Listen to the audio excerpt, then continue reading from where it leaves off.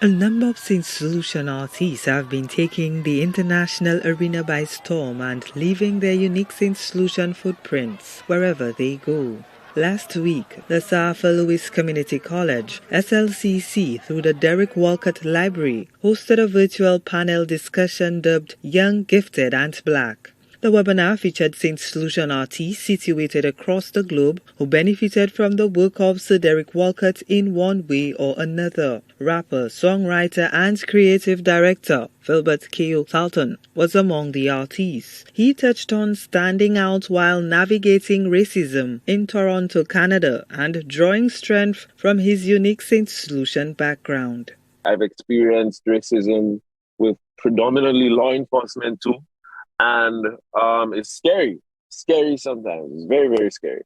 But I think my experiences have enabled me to acknowledge the structure that is racism and find my way of navigating through it. That's how I would answer that.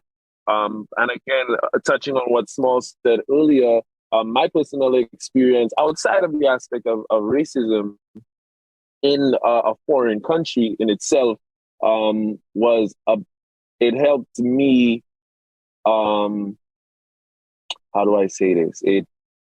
It helped me find my Lucianness a little bit more, if you will.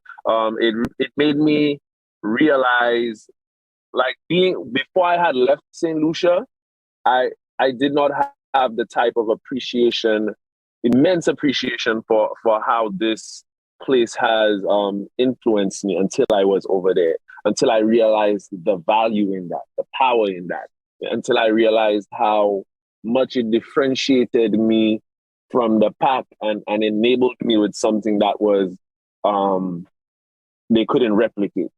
You know, that's what my experience was. I also felt a lot of that sense of being an outsider. I felt that predominantly in Toronto more so than I did in Halifax. Publisher and scholar Chadja Mathre leads a group of companies dedicated to creating platforms for African and American authors. She encouraged others to share their own stories.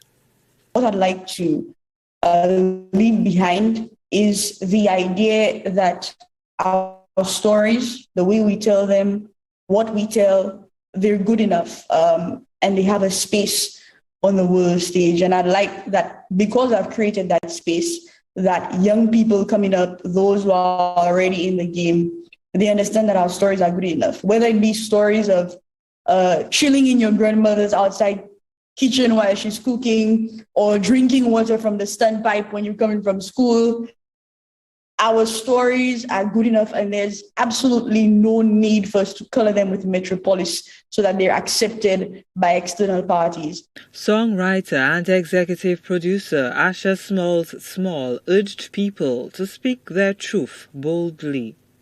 I want people to look at my career and know that you can, and I mean, this is me saying that, like, not getting to the place that I want to get to yet, but when it does happen, it's not an if, it's a when.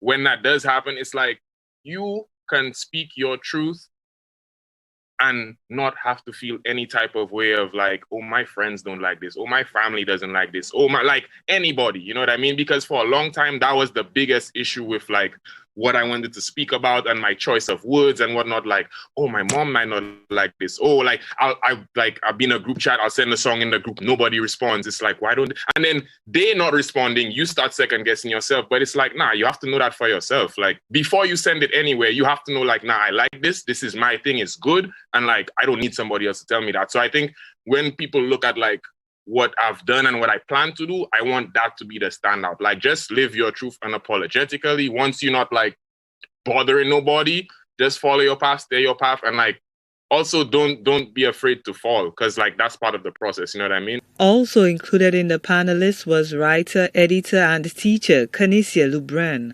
Lubren has published works in 8 languages.